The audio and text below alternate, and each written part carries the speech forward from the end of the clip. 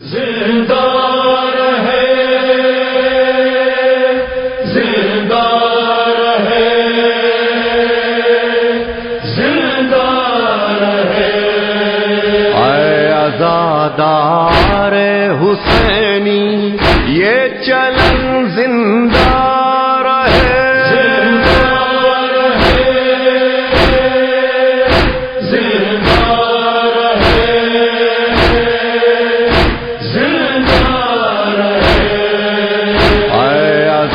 دار حسینی یہ چلن زندہ. اعوذ باللہ من الشیطان الرجیم. بسم اللہ الرحمن الرحیم. ہماری اس مختصر سی گفتگو کا موضوع ہے محرم الحرام اور ہماری ذمہ داریاں. عزاداری امام حسین سید الشہداء امام حسین علیہ السلام کی عزاداری اور محرم الحرام کی آمد ہے اور سنگین ذمہ داریاں ہمارے اوپر عائد ہوتی ہیں. اس کی وجہ یہ ہے کہ اللہ تعالیٰ علامہ طالب جوہری صاحب کو غریق رحمت کرے، جو ہمارے بزرگ تھے، جو عزاداری کے سلسلے میں کسی طرح کا کمپرومائز برداشت نہیں کرتے تھے. وہ اس دنیا سے جا چکے. تو اب جو لوگ ہیں وہ یعنی حکومت اور انتظامیہ سے وہ معذرت خانہ لہجے میں بات کرتے ہیں، تو کمپرومائز کرنے والے لوگ ہیں.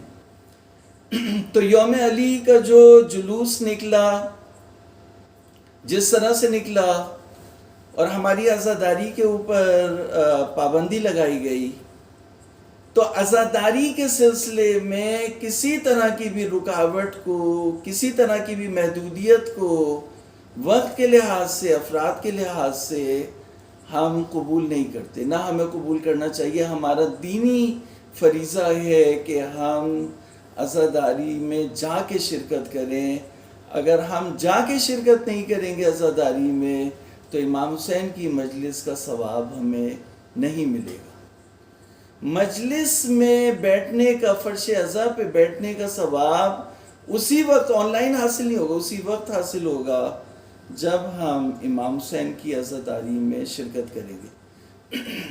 تو پہلی چیز میں آپ کو یہ بتانا چاہتا ہوں کہ ہمارا دینی فریضہ ہے قُلْ لَا أَسْأَلُكُمْ عَلَيْهِ أَجْرًا إِلَّا الْمَوَدَّةَ فِي الْقُرْبَى. تو اس آیت کریمہ کی روح سے عزاداری امام حسین میں پارٹیسپیٹ کرنا، شرکت کرنا واجب ہے، فرض ہے. اور اگر کوئی اس میں کسی طرح کی غفلت برتے گا تو وہ گناہ کا مرتکب ہوگا، جیسے تارک الصلاۃ گناہ کا مرتکب ہوتا ہے. تو ہمیں عزاداری کو بڑھ چڑھ کر منانا ہے، اور اس میں کرونا اور کوئی اور چیز ہمارے لیے رکاوٹ نہیں بن سکتی. اس لیے کہ اگر پوری دنیا اپنے تمام چیزوں کو سوشل ڈسٹینسنگ کے ساتھ یا ماسک پہن کے اور استعمال کر کے وہ کر سکتی ہے، تو یہ چیزیں آپ بھی انجام دے سکتے ہیں. کوئی اتنی بڑی چیز نہیں ہے عزاداری میں. اس کی یعنی ان چیزوں کا خیال رکھتے ہوئے آپ عزاداری کو انجام دیں. اور یہ ہماری عزاداری کو ختم کرنا چاہتے ہیں، جس طرح سے کہ آپ دیکھیے کہ خانہ کعبہ میں کہا کہ جو اندر کے لوگ ہیں وہی حج کریں گے. اسی طرح سے کربلا میں بھی کہا کہ جو اندر کے لوگ ہیں وہی 40 منائیں گے، باہر سے کوئی نہیں آئے گا. اس کا مطلب یہ ہے کہ یہ جو امام حسین کی عزاداری ہو رہی ہے، جو ہوئی ہے، اور جو 40 کے جو کروڑوں شیعان حیدر کرار کا اجتماع 40 پہ چہلم امام حسین پہ کربلا میں انہوں نے دیکھا ہے، اس سے خوفزدہ ہوئے ہیں، اور اب کرونا کی آڑ میں یہ ہماری عزاداری کو ختم کرنا چاہتے ہیں.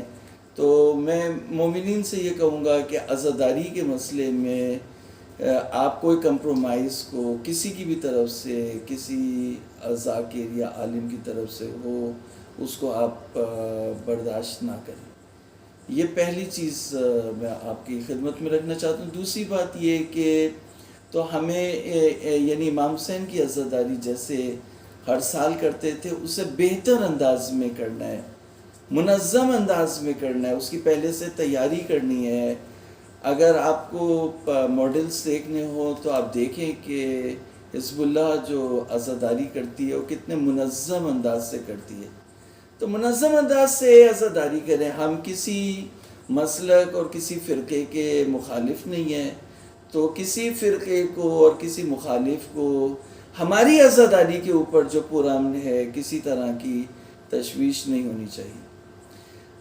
جہاں تک رہی بات کسی قانون کو اسمبلی میں پاس کرانا، تو اس کے بارے میں ہم یہی کہیں گے کہ یک طرفہ طور پر کسی بھی قانون کو پاس نہیں کرایا جاتا. آپ جب کوئی قانون پاس کراتے ہیں تو بھلے سے وہ اکثریت سے آپ منظور کروانا بھی چاہیں تو کروا لیں، لیکن آپ اس میں مخالف پارٹی کو جو حریف ہوتا ہے، مد مقابل ہوتا ہے، آپ اس کو بلاتے ہیں. تو اس کے بلائے بغیر ایک قانون کو پاس کرانا، یہ سب سے بڑی فرقہ واریت کی آگ کو بھڑکانا ہے. تو پہلے تو ہم سمجھتے تھے کہ کچھ تنظیمیں اور کچھ گروہ فرقہ واریت کو بھڑکا رہے ہیں. اب یہ دکھائی دے رہا ہے کہ پنجاب اسمبلی سے فرقہ واریت کی آگ کو بھڑکایا جا رہا ہے.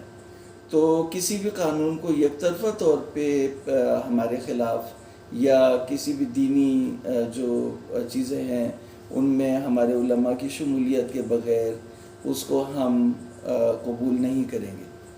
تو یہ دو چیزیں میں نے آپ کی خدمت میں ہدیہ کی. اور تیسری بات یہ ہے کہ ہمیں یہ چاہیے کہ ہم اپنی عزاداری میں یہ اصول رکھیں کہ ممبر کے تقدس کو پامال نہ کریں. ممبر سے کسی کی دل آزاری، کسی کے اوپر ٹونٹ یا کسی کی تنقید یا تنقیص کرنا، ممبر صرف اس لیے کہ وہاں سے شیعت کو پھیلائیں گے، حسینیت کو پھیلائیں گے، یزیدیت کو کنڈیم کریں گے اور امام حسین کے مشن کو لے کے آگے بڑھیں گے اور امام زمانہ تک اسے پہنچائیں گے. تو ہم نے امام زمانہ کے راستے کے پتھر کو صاف کرنے ہیں. تو ہمیں یہ چاہیے کہ امام حسین کی عزاداری کو ظہور امام مہدی سے جوڑیں، اور ہر مجلس میں امام مہدی کا ذکر ضرور ہونا چاہیے. تو یہ جس طرح سے ہمیں اخلاقیات کا خیال کرنا ہے، جس طرح سے اگر آپ حسینی ہیں جیسا کہ آپ ہیں انشاءاللہ، آپ شیعہ ہیں، آپ ولایت علی ابن ابی طالب رکھتے ہیں، تو آپ جس کے بارے میں وہ بات کرنا چاہ رہے ہیں وہ بھی ولایت علی ابن ابی طالب رکھتا ہے. تو اگر ہم سب علی کے شیعہ ہیں تو ہمیں آپس میں نہیں لڑنا.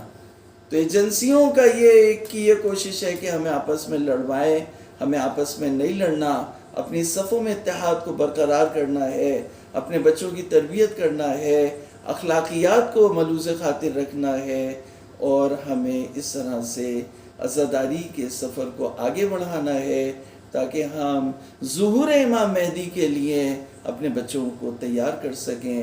اللہ رب العزت ہمارے بچوں کو امام کا سپاہی بنائے اور ہمارے ملک میں ترقی ہو، اس سے کام ہو.